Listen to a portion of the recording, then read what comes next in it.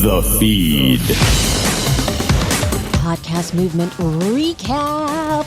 YouTube supporting RSS feeds by end of year. A second hosting company, Triton, has integrated with YouTube metrics. Commentary on video versus audio and why it's okay to just have an audio podcast. Libsyn unveiled LibsynEDU to empower educators and students in podcasting. Apple announces subscription analytics, more delegated delivery partners, and Linkfire for podcasts. Relay.fm launched their annual St. Jude fundraiser, the Shure MVX2U USB interface, and stats, mean and median numbers. Hello. I am Elsie Escobar, Director of Community and Content for Libsyn, and this is episode 252 of The Feed, the official Libsyn podcast, the podcast that takes it beyond how to podcast into keeping you podcasting with podcasting tips and information for the everyday podcaster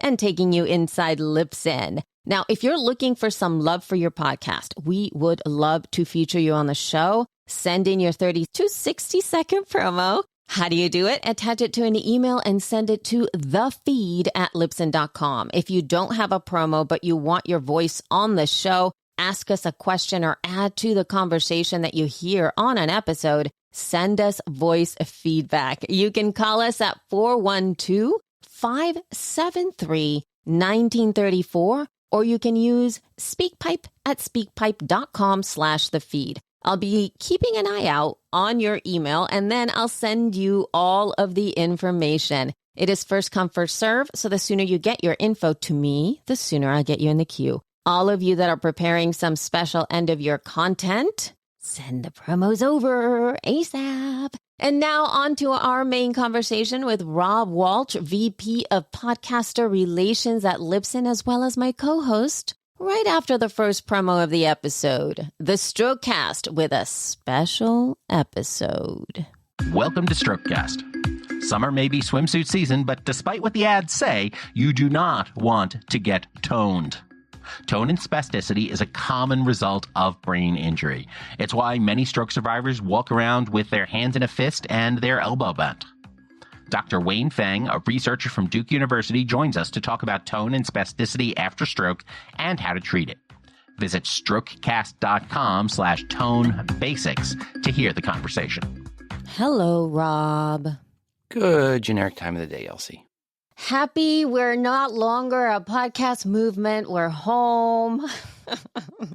Yes, we are home. It was good to see you and others, and it was definitely busy. Yeah, it was a whirlwind of an experience for sure. Yep.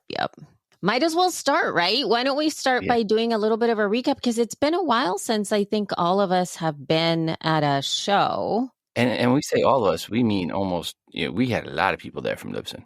Yeah, we did. There was a lot of stuff going on for sure. All right. So what happened? You didn't really get a chance to walk the show floor this time, huh? Yeah, I didn't get a chance to walk around and talk. Now, part of that is I wound up being busy all day Tuesday and Wednesday, and normally I do those kind of walks the last day. Mm-hmm. But I had to leave early Thursday morning, like 7 a.m., so that I could get home in time to meet the teacher night for my oldest son, the very last one. He's a senior. For him. So really, that was not so much about meeting the teachers, but about supporting my wife, who each of these last one events kind of brings out the tears. So, oh my gosh! So it was definitely more about being home in time to support the wife, because she starts crying as we're walking through the hallways. I'm like, you gotta stop crying. Oh, yes. You could tell the parents that were the seniors who had their first senior. So anyway, but back to podcast movement. I did go through the book and I looked to see what exhibitors I had not heard of before. And it was a high percentage. It was 26.47% to be precise. Oh my gosh. One of them I need to thank for the socks they gave away. They are the exact color of the Chiefs. So score. I'll wear those during Chiefs games. One of those that I was not familiar with, but did talk with at the Libsyn booth, they came over, was Trailergram from Amaze Media Labs. Uh-huh. And it is one I'm going to try out. They will promote your trailer for your show, which if you are going to promote something for your show, that is it, right? We always said, have a good trailer for your show. I did in my presentation say, do not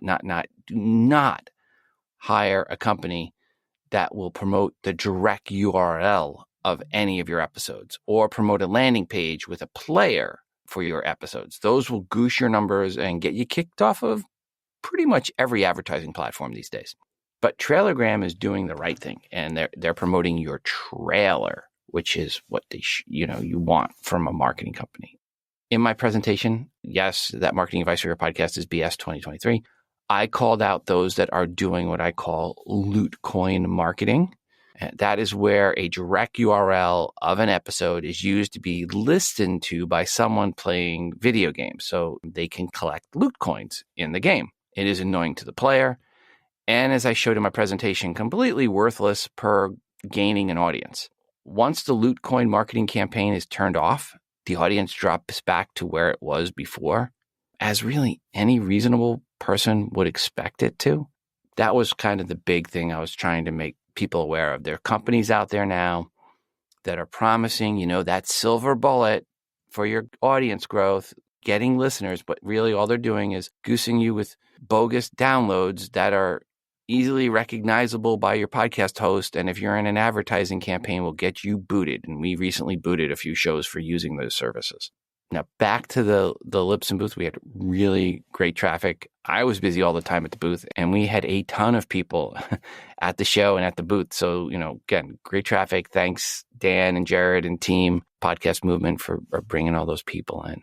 I did get to see the booths around us, and one of them was Nomono, Nomono. Maybe Nomano would probably make more sense in the audio space, which had the coolest gadget at the show from what I heard, because again, I didn't get to all the booths, which is the sound capsule, which comes with 4 wireless stellar mics, a Wi-Fi connected multi-track recorder that captures room tone in 3D alongside the recordings for each wireless mic, and a portable charging case. It is not cheap. It is $2,500. But if you are a producer going to remote locations where you have 2 to 4 co-hosts and your job is to record them, this could be a nice solution and save you time editing, especially if your clients are not the type that like to be holding a mic or can stay on mic and tend to be in a place that might have a bunch of background noise. Rob Greenlee was working with them at the booth, so he's working with them now. We'll have a link to it in the show notes. So that's my short, and we'll talk more about it, but that was my quick intro encapsulation of a podcast movement. I have a little soapbox here in a minute, but anyway, Elsie, your thoughts? A little soapbox moment.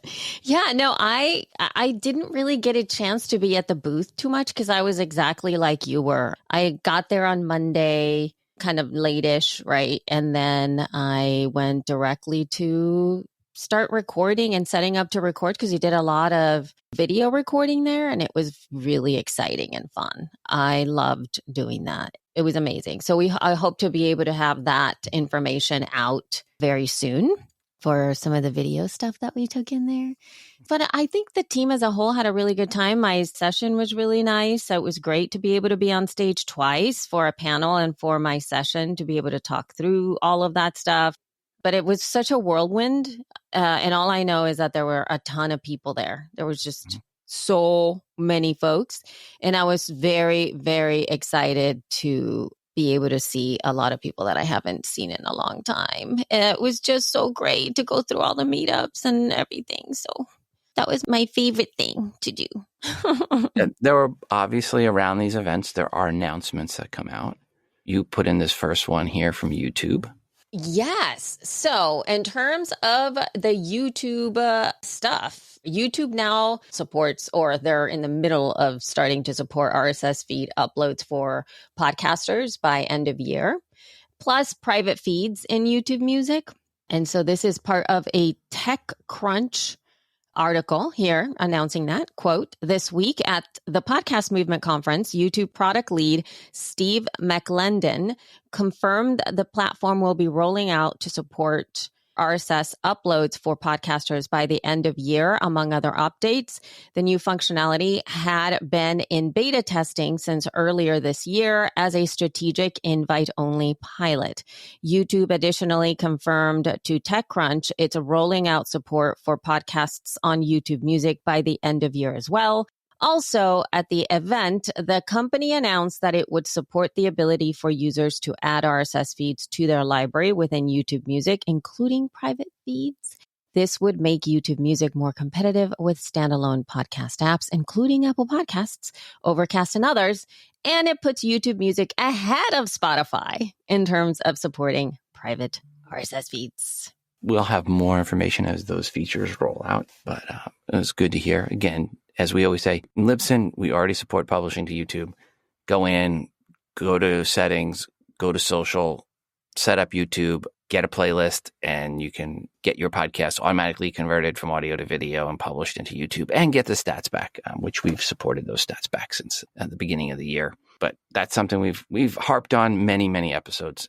There was a second hosting company has now integrated with YouTube metrics. Like I said, we did earlier this year. Someone told me they claim to be doing it the first. No. For the feed, as an update, we are seeing YouTube at around 4.1% consumption on average for the last 5 episodes from YouTube. Per those episodes of the feed, when I looked at it, that puts YouTube in 5th place behind Apple Podcast, Overcast, Pocket Cast, and Podcast Addict. So it's ahead of Spotify and Chrome for us, Elsie. Oh my gosh. So it's not insignificant, and why we keep telling you to connect your show to YouTube, but it's not transformative as some make it out to be. By the way, if you discovered this podcast via YouTube, where you stumbled upon it, i.e. the first place you ever heard of the feed was YouTube, please email me, rob@libsyn.com.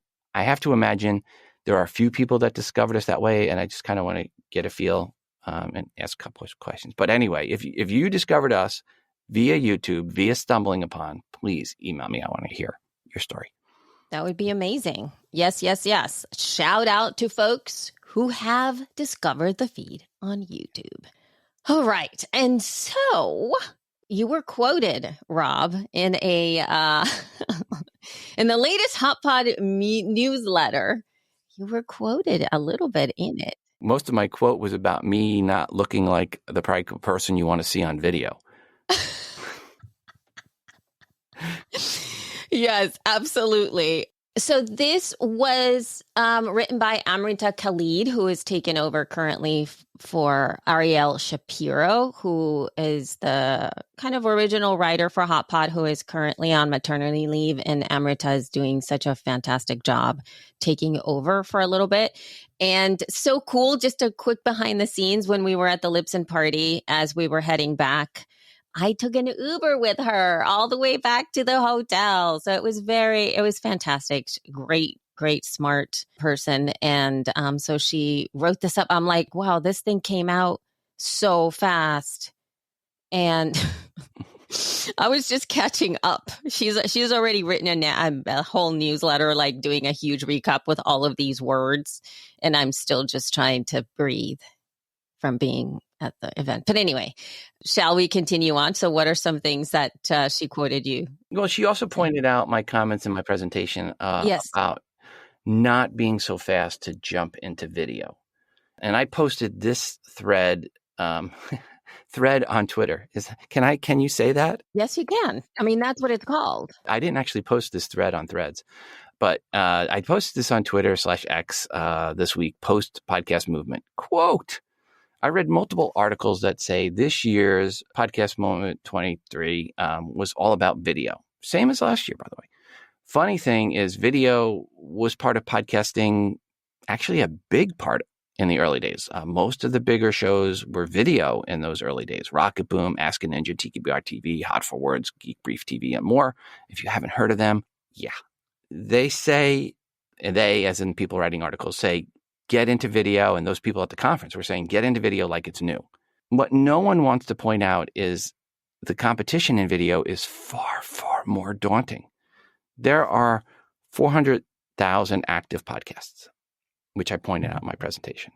There are hundreds of millions of people posting videos. And you also compete with Netflix, HBO, Disney Plus, Hulu, Amazon Video, Apple TV, Paramount, Peacock, Crunchyroll, Live Sports, CNN, and on and on and on.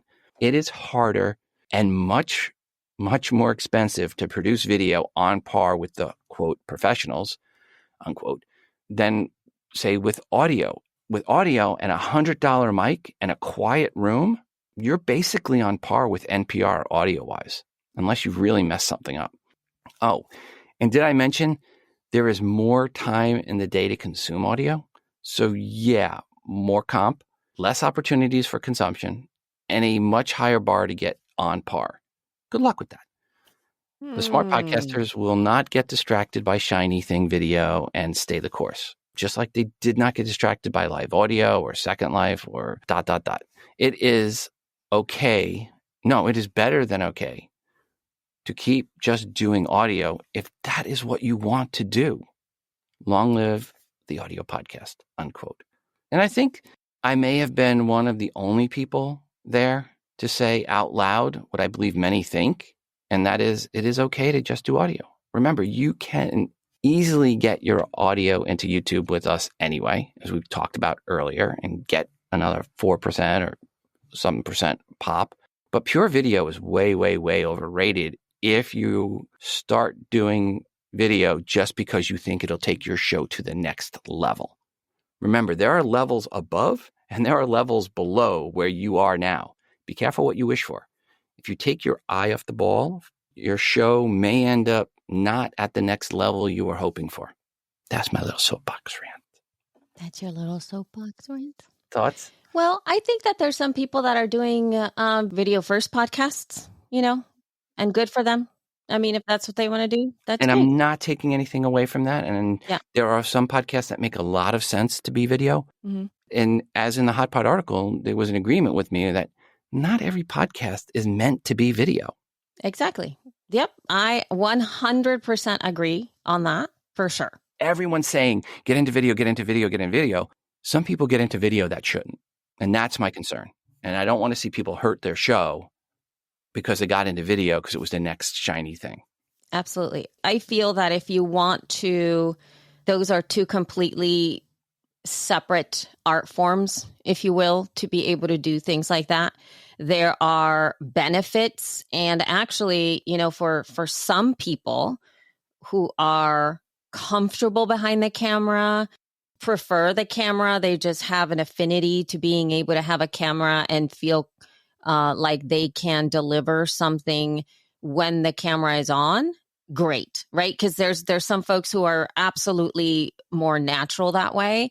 In the same way that when we're creating our podcasts, there are some of us who really like to script our podcast.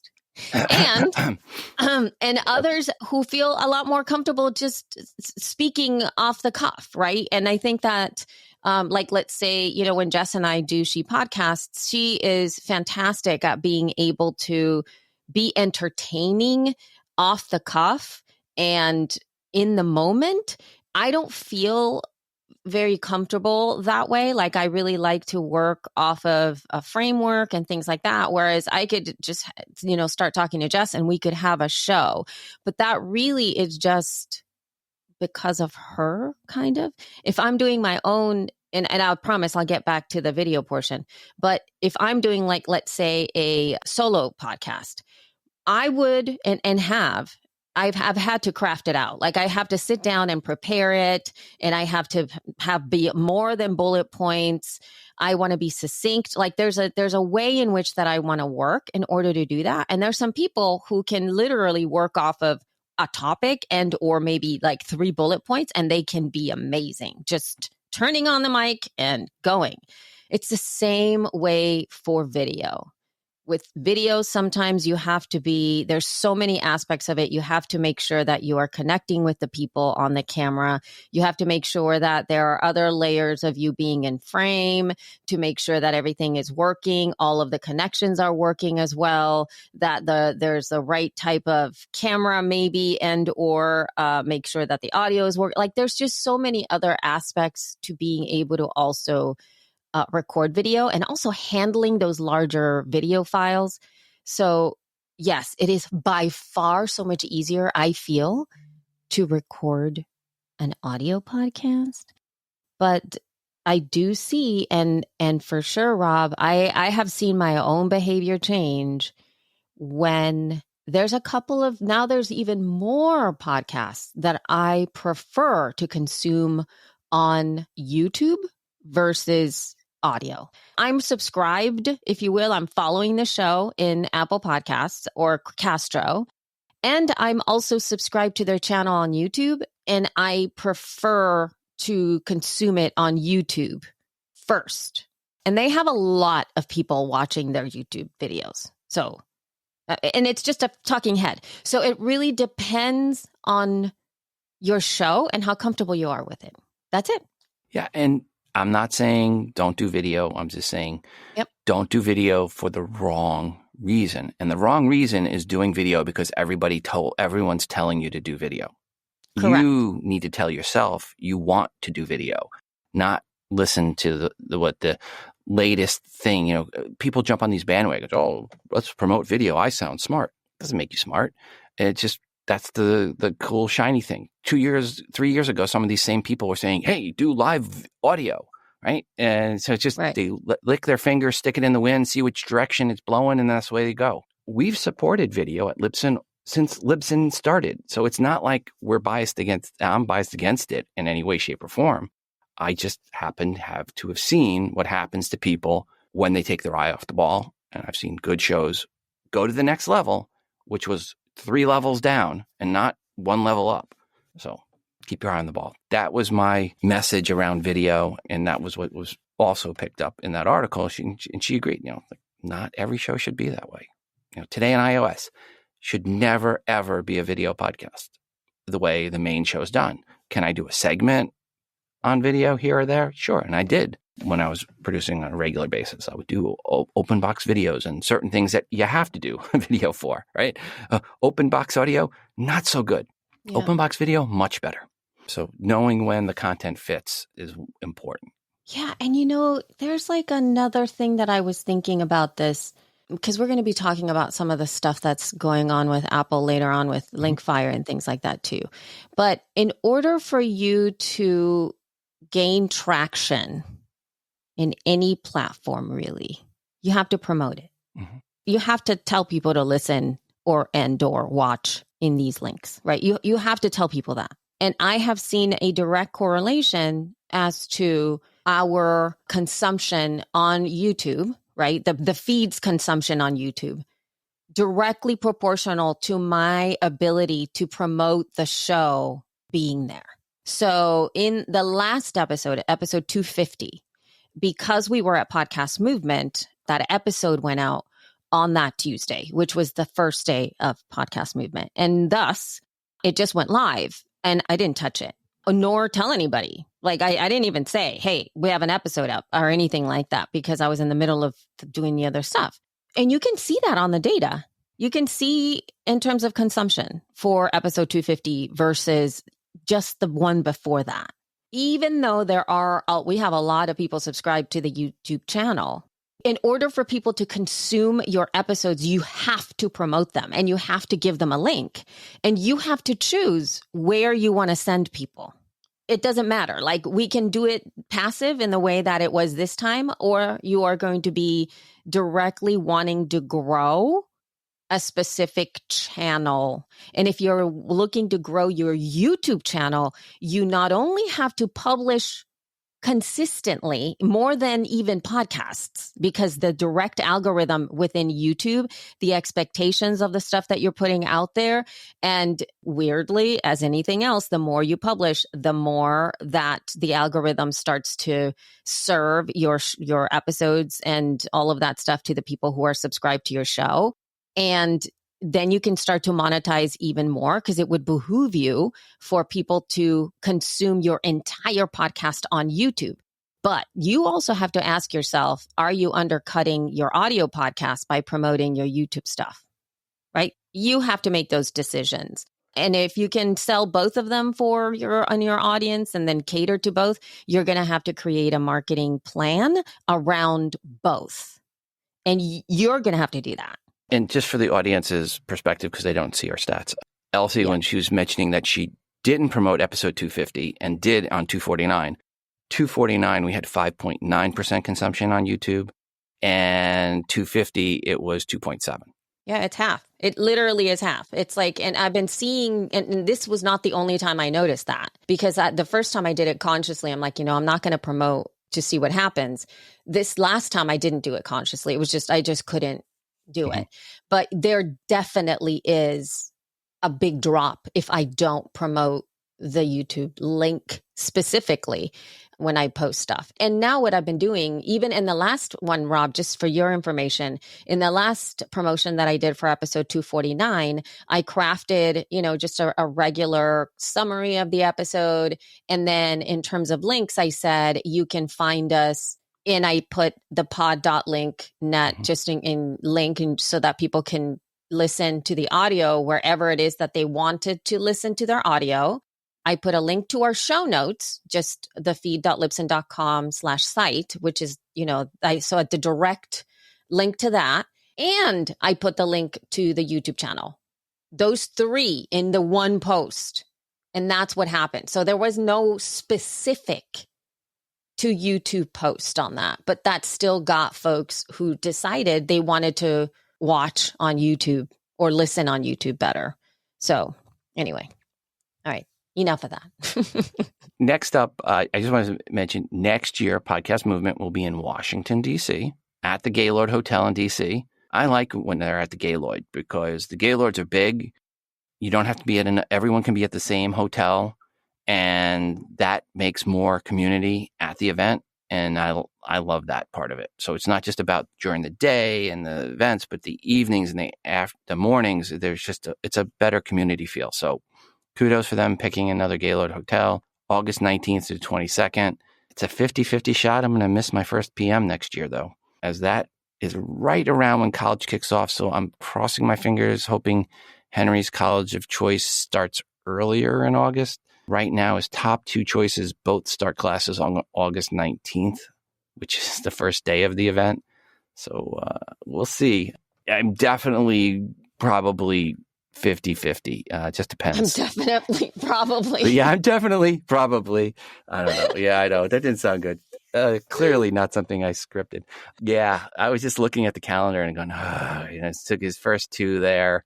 His third choice or fourth choice is earlier in August. It wouldn't be an issue on that. But yeah, if he gets his first two, and I'm hoping he does, they both have classes kick off the first day of school is August 19th. Now, one of them is nearby, real close, and I would imagine we would drop him off. The orientation will be the week before, so it might work out. So anyway, I'm crossing my fingers, hoping it works out, and I'm feeling really bad for my son Porter, who will then be here with my wife for that first week of my son's school, and I'm off on a trip, and poor Porter's my wife's just going to cling to him like a duck on a Cheeto. Anyway, this could be a good time for a promo. A promo, yes. Let's do the second promo of the episode. This is modern.net. Get ready for the Modern.net show. Premiering September 8th, it's the podcast for all things Modern.net. No more sifting through JavaScript discussions. We're all about Modern.net, aka .NET 8 onwards. Extreme performance, accessibility hacks, exclusive Microsoft interviews. It's all here. Hosted by Jamie, each episode is an informal chat, representing you, the listener, asking all the right questions. All levels welcome. Beginner or pro, we've got your back. Thank you. And folks, please send in your promos. Promote your show. Y'all, yes, absolutely. Send in your little trailers, your little promos. Go ahead and get them in here. We really need them. And plus, it's so fun to be able to get so many voices every year and the exposure to your show. It's so fun. Okay, so we have another PR here. This is LibsynEDU. Libsyn unveils LibsynEDU to empower educators and students in podcasting. Libsyn is proud to announce the launch of LibsynEDU, an innovative podcast educational program aimed at fostering excellence in podcasting and nurturing the next generation of podcasting talent.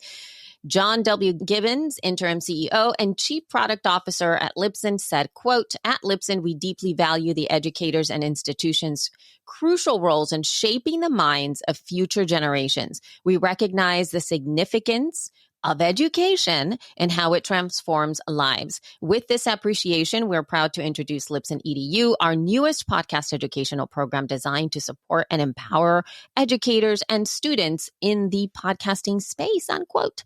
LibsynEDU is set up to redefine the educational landscape for aspiring podcasters, equipping them with the knowledge, skills, and connections required to thrive in the ever-evolving podcasting industry.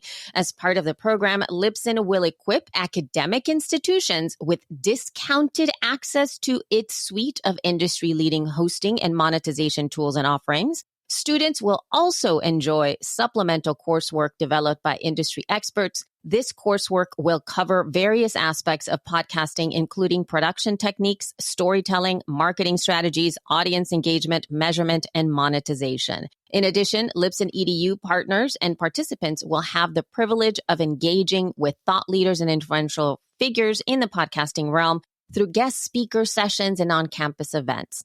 These interactions will provide invaluable insights and foster connections with professionals at the forefront of the podcasting industry.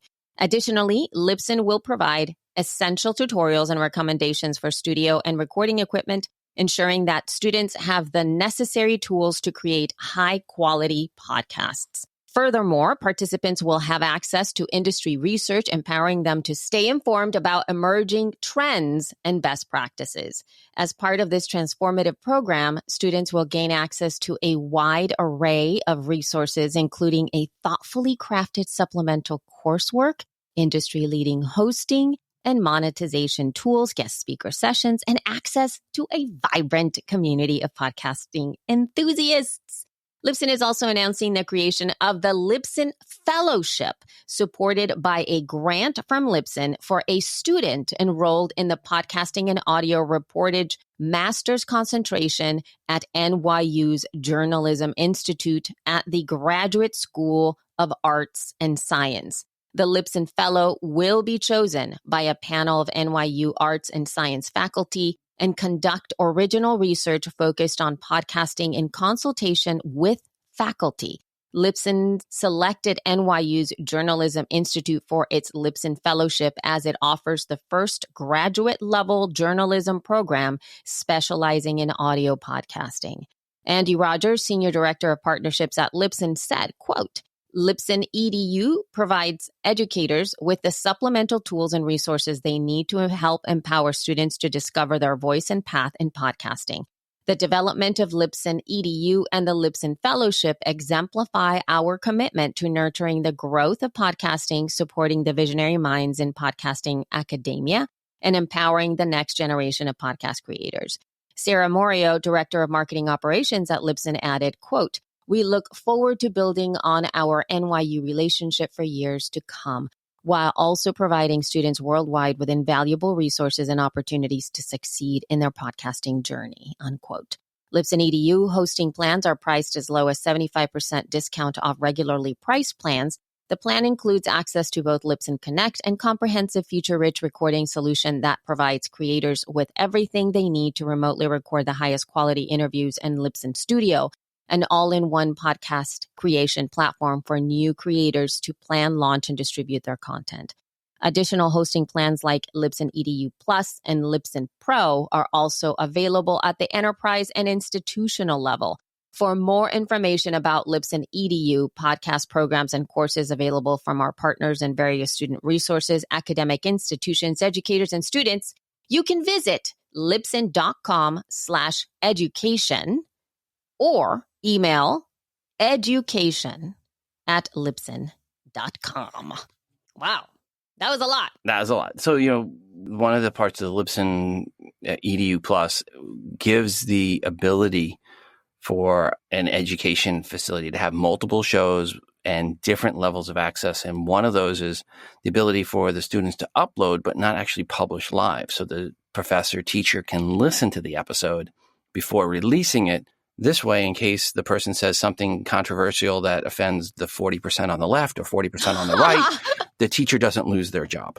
I heard a couple professors that I had talked with that said, yeah, the ability to make sure what is released is not offensive to somebody, which is difficult these days, that was really a plus for them. Good. Yeah. This program, Sarah and Andy have really been working very hard to make this happen for a long time with tons of meetings with universities. And the programming that we are going to be supplying is going to be top notch. It is very well thought out. We have been advised by folks who are very well versed in teaching. So not necessarily, we obviously know podcasting. We know podcasting inside out. Our team is some of the highest educated as it pertains to podcasting, and we can teach about all of the layers within podcasting.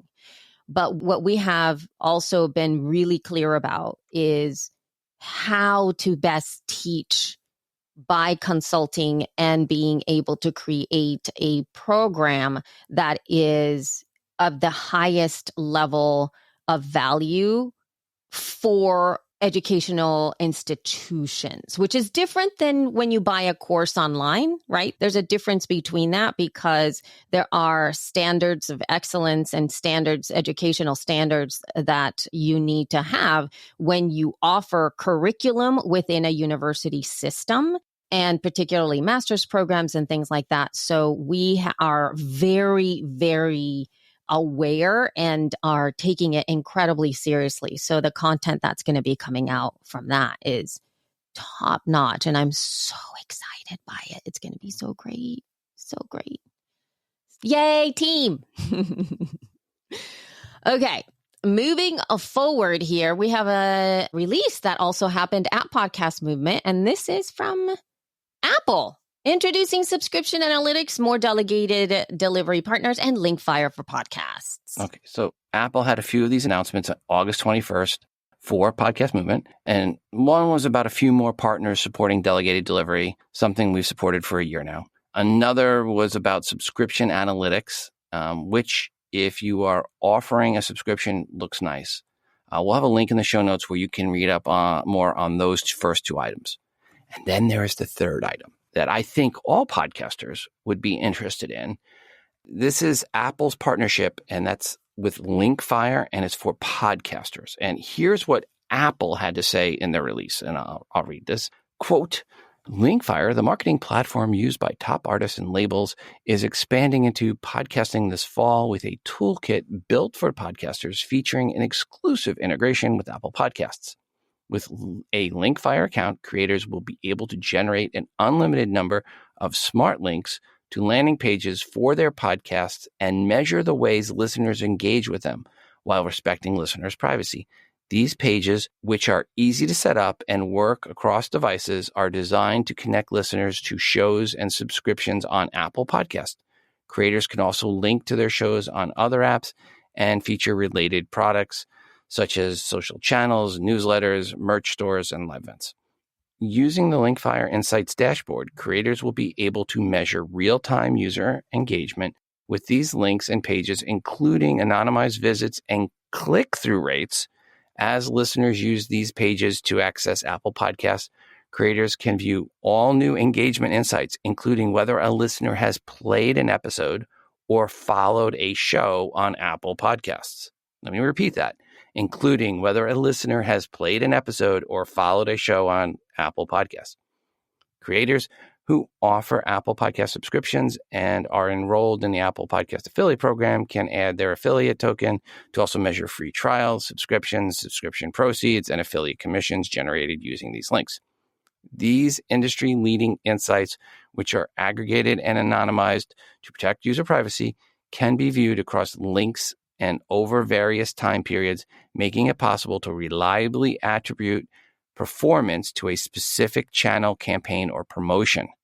This means creators can use Linkfire for podcasts to measure the performance of audio cross promotions, digital ads, or a limited subscription offer, such as an extended free trial. Jeppe Forfelt, and I'm sorry, Jeppe, if I got your last name wrong, Linkfire co-founder and CCO said, quote, Linkfire for podcasts is an absolute game changer for podcast marketing. Through our exclusive partnership with Apple Podcasts, the world's leading podcast platform, Linkfire for Podcasts delivers all new engagement insights that unlock new marketing capabilities for creators while respecting listeners' privacy. We're excited to see the creative ways podcasters promote their shows using this innovative toolkit, unquote. Linkfire will be available to all creators and shows worldwide for free this fall. Additional features can be unlocked with a subscription to Linkfire for podcasts starting at $9.99 per month. Creators can learn more and register to be notified when Linkfire for Podcasts is available at linkfire.com/podcast, unquote. This will be very interesting as it looks to give insight on what people do once you send them to Apple Podcasts, which up to now has mostly been a black box where you really had no idea how well a campaign to send people to Apple Podcasts was really working. For the free offering, the site says, quote, unlimited ad support, smart links, and landing pages to connect your followers to everything you do. So again, it's an ad-supported smart link and landing pages. That's the free offering. For $9.99 a month offering, it says, quote, more customization and control for creators seeking to elevate their branding and gain more followers. I guess that means no more ads. I'm hoping that's what that means. For $24.99 a month, the offering, it says you can amplify your marketing with pre-release campaigns and analytics tailored specifically to meet the needs of artists and creators. There's also a $49.99 a month offering for teams. I signed up to be notified when this is ready to go, and we'll have links in the show notes, and I am sure we'll be talking about this one in more detail in the future. But wow, being able to have an ad campaign you run to promote your podcast and see what actually happens in Apple Podcasts, that's going to be nice. You're going to really know now, hey, did this campaign on this podcast work versus this campaign on this other podcast? Excited to give this a try and see how it works. Me too.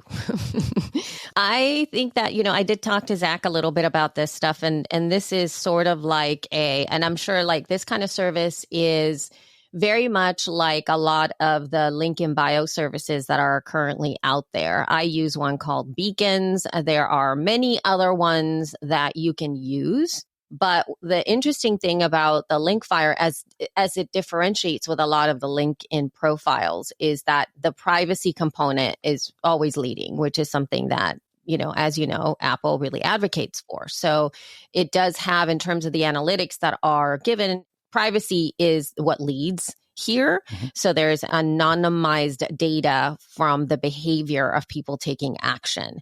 Now, what's great about Linkfire and this is that it's not just for Apple Podcasts. In fact, you can measure other links for other things. And you can expand it so that it's not just Apple Podcast centric, but the integration with Apple Podcasts is the thing that's really lovely. All that to say, I feel like we were talking about before about me promoting the YouTube link and how that works, right?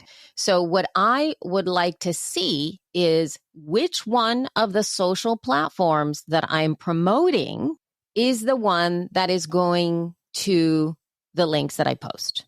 And then that way you're going to be able to craft your own marketing around actual data based on what you want to happen with your podcast. Because there are some things that I've always said that it's really very challenging sometimes to directly convert podcast listeners from social. It's very challenging to do that. And your expectations that just because you share your show on social, it's going to immediately grow your audience is not correct. But maybe this will show it, right? So that you'll be able to see. Now, I'm not saying that promoting on social doesn't have value, because you need to let people know about your podcast. And I can tell you that when I see somebody share their podcast enough on social platforms, and or I follow a podcaster that says my latest episode is out and I am already subscribed, it is absolutely a little nudge to go listen to the episode, especially from podcasts that are not in my daily queue, if you will. So if I see one of the podcasts that I love, that I don't listen to every episode, but they're covering something that I do want to listen to, I will head over to Castro and I will consume that episode, even though I'm not clicking straight through from social, right? So it does have strength and you do need to engage in social channels to promote your show. But it will, I mean, I'm stepping on a limb here, Rob, to say that it does not directly convert to building an audience, a listenership. It is a marketing tool. People need to see it and then they know it. Mm-hmm. It's brand awareness, but it's not, you have to put it out there because people will listen through here. But I'm also curious, you know, given the YouTube thing, why and from where are people clicking through, right? Is it in Instagram stories? When I put the link there, is it in LinkedIn? When I share those links there, or is it in X or Threads or wherever else, right? Which is the one that's converting the most? Because then I can also go like, oh my gosh, you know what? Every time I put my links in LinkedIn, everybody clicks through. I have to do better at promoting on LinkedIn.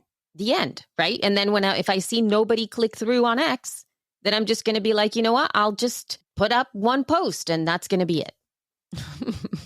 There's no reason for me to invest more time in developing content for that platform. So I'm excited too.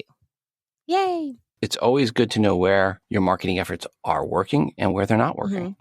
Exactly. And now we're going to get a little bit of a feel of how it's working with Apple Podcasts. When driving people there, which of your campaigns worked, and again, in the past, you were just hoping and trying to do like, well, I promoted to Apple Podcasts and I moved up in the charts a little. Now you'll actually be able to see, did it work or not? Exactly. And the other fun part is that if you do, like, let's say you do move up in the charts, right? And then you look at the amount of links or click-throughs or whatever that people did, then you're going to be able to go like, oh, I need to have X amount of people take action on my link in order for me to move up the charts. So you're going to be able to see that. Mm-hmm. And that I think is also really helpful because then you can see, wow, I need to have a lot of people do it. And or, wow, it only takes X amount of people to help me move. And that's great. So both of those bits of information are really important. Oh, and speaking of Apple, though, the Apple event has been announced. Oh, yes. Okay, so most rumors revolve around USB-C for all iPhone 15 models, of which 4 are likely to be announced: the iPhone 15, the 15 Plus, the 15 Pro, and the 15 Pro Max. At least that's what the rumor mills are generating and have been generating for a while. Size is the same as the iPhone 14 counterparts. Really nothing really exciting there on those rumors. But the USB-C does bring around the real possibility of better compatibility to USB-C mics. We shall see, right? How well it works and everything with iOS 17 and iPhone 15s when everything is released here in the fall. There are going to be some other announcements, obviously, but per the rumor mill, I think the one that will be most impactful for podcasters will be around the USB-C port.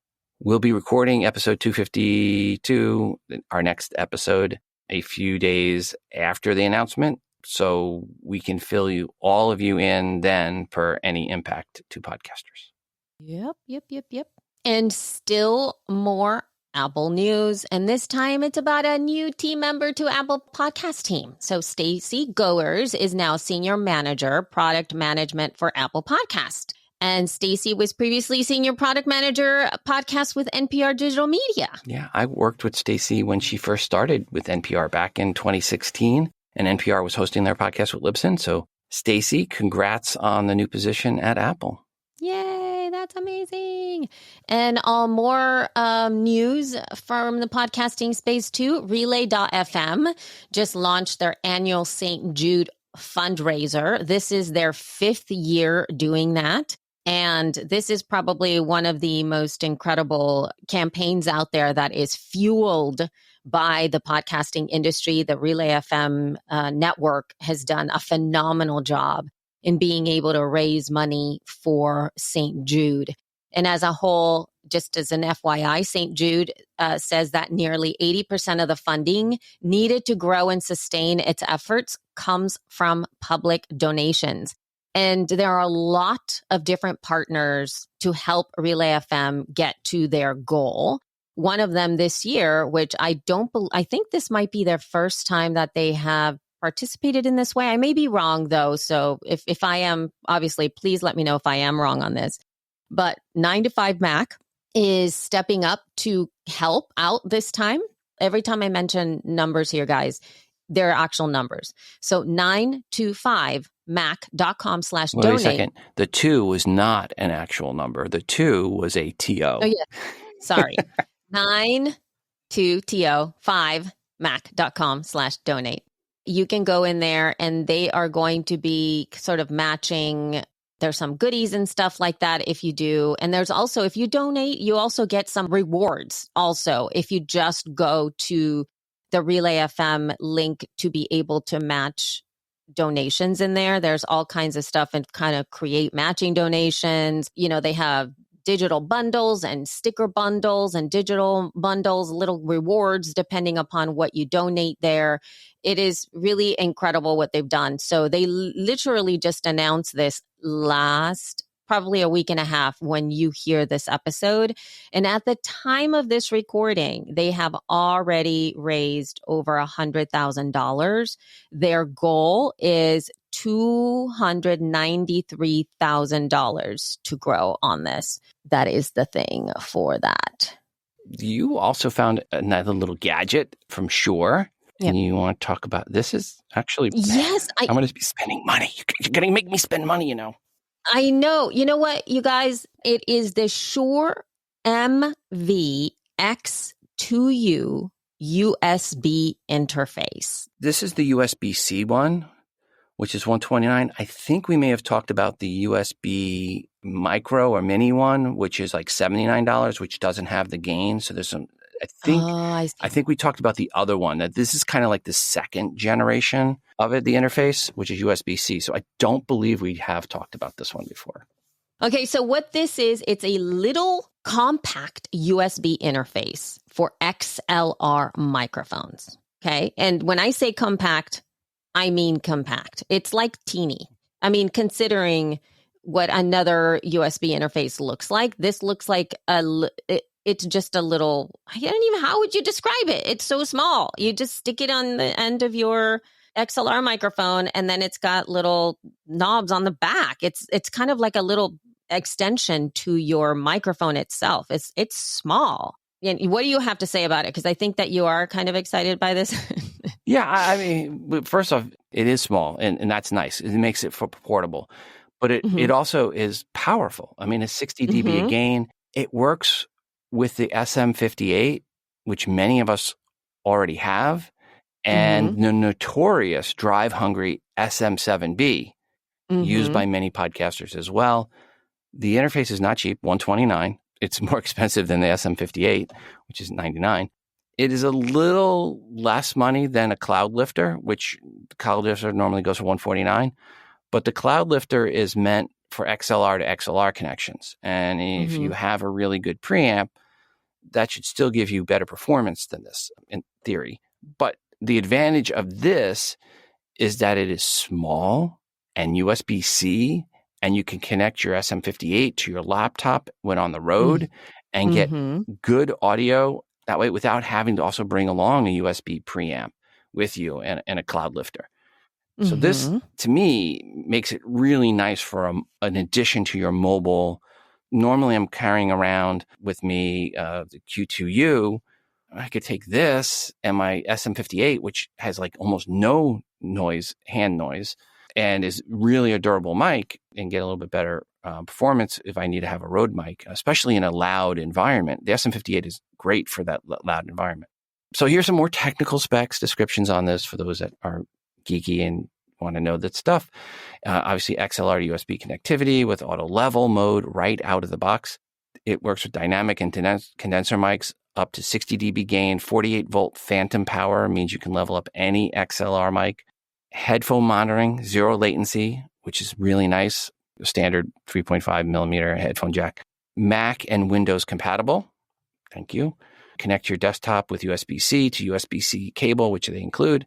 It is small. We mentioned that. It's a perfect addition set up for mobile. And then full control. You can access your mic output via the Shure Plus Motive desktop app and configure the DSP features such as gain, limiter, compressor, EQ, and more.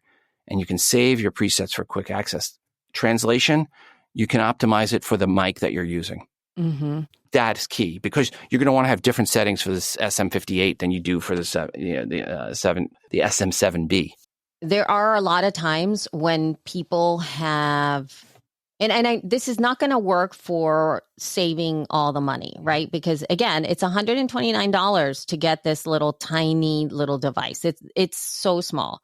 And part of that, it would be amazing for you to, like, let's say when you're starting a podcast, let's say somebody, you're a new podcaster, you're starting right out of the gate, somebody is willing to give you a microphone, or let's say you win a microphone at an event, because there's a lot of times, in conferences, there's giveaways, there's all kinds of giveaways.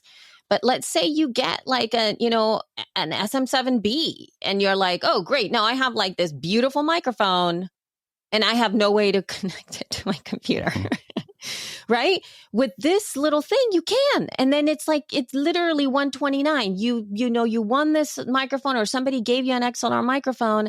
Now with $129, you can put it in straight into your computer. That is so amazing.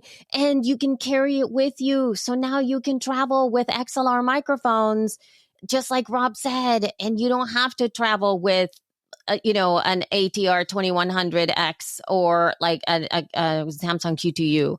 You can get this in there. So I think this is so amazing. And I'm sorry to keep on harping on the fact that it's so small, but the portability of something like this, especially for podcasters that don't have the privilege of being able to be in one position, like they don't have a proper studio, it's so good. You don't have to take out a giant interface that usually you have to be putting out all the time. Here's the big question. How will this work with the new iPhone if it has USB-C? Yeah, that would be really that's what I really want to find out. So, yeah. I mean, could you even test it with an iPad? With my iPad Pro. Pro? Yeah, I have the USB iPad Pro. So, again, another thing I can test it with. So, I haven't hit buy yet, but I'm going to after we're done recording. So I'm going to have it here probably tomorrow or Saturday because it's in stock. Yeah. And I have to do that, and I'll have to do some testing and see how does my mics sound when I connect this to various mics onto my iPad Pro. Yeah. But good. But again, if it can work with the iPhone 15 and you can take a Shure SM58 mic and this and your iPhone and you go to a trade show and you want to interview people on the trade show floor, oh my. You completely reduced your setup down to really small, compact package. And if you walk around CES, for example, and have to go to the whole trade show and you want to do multiple interviews at trade booths, this could be a huge advantage for those people that are doing, any type of trade show floor interviews. Oh, totally. Absolutely. So good. Game changer. By the way, we're not saying it works with the iPhone 15. Have no idea. We're speculating it might. Right. The potential is exciting. And again, I'm going to order it and I'm going to try it with my USB-C iPad Pro and see how it works with it. And hopefully if it works with it, then it should work with the iPhone 15. It might not work, and we'll let you know that too, but exciting if it does. Yay. So good. Love it. We love making, you're carrying a phone with you. This is just another way to get out there with a mobile setup whenever you need to record. The best mic is the mic with you, and it's better to have less to carry than more. Absolutely. Okay. And then we have a new podcast. Yeah. So this is Strike Force 5 with Colbert, Fallon, Kimmel, Myers, and Oliver. So the 5 key late night hosts raising money for their staffs. So they're doing this podcast as a way to help their staffs out during the writer strike. This is a 12-episode run, 3 episodes a week for 4 weeks. Congrats to their staffs for them really going out of the way, and doing this. It'll be interesting to see how well this receives, how well it does. Spotify paying some crazy money for it, I'm sure, as they tend to do. We'll see how well it does. But, it's anytime something like this comes into the podcasting space and you have these 5 late night hosts who have millions and millions of listeners or viewers, turning them into listeners. And this is, as I understand, it's going to be an audio only podcast. That's a good thing for podcasting in general, because after these 12 episodes are gone, some of these people are going to just say, hey, I like podcasting, and they're going to stick around, and that's a good thing for everybody. So we'll see how well it does. And I was actually their first follower on Twitter. Nice. Look at you. You're fancy. I got a little screenshot of it. Right on. Anyway, that all said, time for another promo. Yeah, last promo of the episode. This is MASH Matters. I'm Ryan Patrick, a super fan who remembers almost everything about every episode of the classic TV series MASH. And I'm Jeff Maxwell, who played Private Igor Straminsky for 9 glorious seasons and remembers almost nothing. Together, we discuss all things MASH, answer fan questions, and share behind-the-scenes stories you won't hear anywhere else. We also talk to MASH royalty. Like Loretta Swit, Mike Farrell. And that Alda fella, too. Listen to MASH Matters on your favorite podcast player. And at mashmatters.com. Thank you. Thank you so much. Thanks for sending in the promo. As always, please, folks, send your promos to Elsie. Promos matter. Like MASH matters, promos matter. So now let us get into Libsyn stats. And this is the median and mean numbers to see how your show measures up or your client shows. The median and mean numbers are based on all episodes released on Libsyn and Libsyn Pro in the month of July, with downloads measured until the end of August. On average, each file was about 45 days old. This is again per all shows hosted on Libsyn and Libsyn Pro. The median number for July was 133. So it's down a smidge from June's 136. The adjusted mean and average, where I throw out the top 0.5% and any files 3 or less downloads, the adjusted mean for July was 1386, up a bunch from June when it was 1308, back in line to where we were for May. 7.1% of all downloads for EPs released in July were in the 5K range or greater for downloads. That's that magical number some advertisers look for downloads for campaigns, and that was up a smidge from June's 7%. And here are some numbers to measure against. Again, to put things in perspective, if your audience, or your episodes, I should say, are getting over 133 downloads after 30 days, you are better than half the shows. If you're getting 500 downloads, you are better than 69.9% of the shows, or you're in the top 30.1%. If you are getting more than 1,200, you are better than 80% of shows. More than 3,200, you're better than 90. More than 7,400, you're better than 95. More than 17,000, you're better than 98%. And more than 29,000, you're better than 99% of the shows. July's numbers were mostly up from June's numbers, with the exception being the median number, which was down a smidge. All right. So where have we been? I think we covered that one as far as physically where we were ad nauseum earlier in the episode. But where else have you been, Elsie? Yes. So I was on Latinas from the block to the boardroom, talking all about the things that I have done in the podcasting space and how I got in here and all kinds of stuff. It's a great episode. There will be a link in the show notes for you to listen. And anywhere other than where you've been, Rob, anything else? Nope. No, I mean, podcast movement was it for me. And I got a couple of interviews scheduled coming up, so hopefully I'll have some to talk about. But folks, if you want to have me on your show, talk about podcasting, college basketball, Chiefs, let me know. Rob at Libsyn.com. But where we are going, so you got something here where Dave is some coming up here. Yeah, well, actually, Dave already went. So by the time you get this, you're just going to be able to tap through to Dave's live event that we're now streaming live on YouTube every month. And Dave is going to be doing some monthly coaching / publishing your first episode of your podcast. So this is for newbies to podcasting, newbies to Libsyn. That's the audience. But go ahead and click through if you want to check that out. It's going to be amazing. And it's already going to be, live on YouTube. All right. Where we're going, I will be attending a local show here in Nashville in September, B&M Summit. It's September 13th and 14th. I'm just going as an attendee, no sponsorship or speaking. If you're going to be attending, let me know. And that's at bnmsummit.com. I'll talk about it more on the next episode, which unfortunately I had Elsie, thank you so much for agreeing to move our show to recording on Saturday morning. So that's my fault. But yes, I'll talk about that on the next recording. I'll be going to Content Marketing World in Washington, D.C., September 26th to the 28th. I'm not presenting, but we are exhibiting. So we'll be there. Come see us at the Libsyn booth. I will be going to NAB NYC, October 24th to 26th, obviously in New York City. Libsyn will again be exhibiting at that event. Come by the booth, say hi. I'll be speaking at PodFest in Orlando. I just got a confirmation on that, and that's January 25th to the 28th. And Libsyn, of course, will be exhibiting at the show. Come by, come out to the show. I'll be at NRB, National Religious Broadcasters event here in Nashville, February 20th to 23rd. We'll be exhibiting at the show. Just a one-man show. I'll just be running the booth. But if you have a faith-based podcast and you are interested in going to that show, I can get you one of our tickets to go if you come by the booth and just stop by and man the booth for a couple of hours total time, hour each day, so I can go run off to the bathroom or something like that.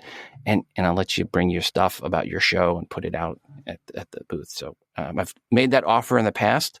I'd like to offer it up here to the show folks again. So I'm making that offer once more. Email me, rob@libsyn.com. And then we'll be at Podcast Movement Evolutions in LA, March 26th to 29th. That is it through the end of the first quarter. So the next basically 2 quarters plus of where we're going to be, next 7 months of places that we'll be at. And I'm sure there's going to be some others as well. We'll mention the others as they come up. For this past podcast movement, I want to say thanks to everybody that sent me your business cards. They all made it to the show. I think there was a couple people I didn't email back, but they made it to the show, and I went on Twitter and I posted up a picture, and you can see your cards there.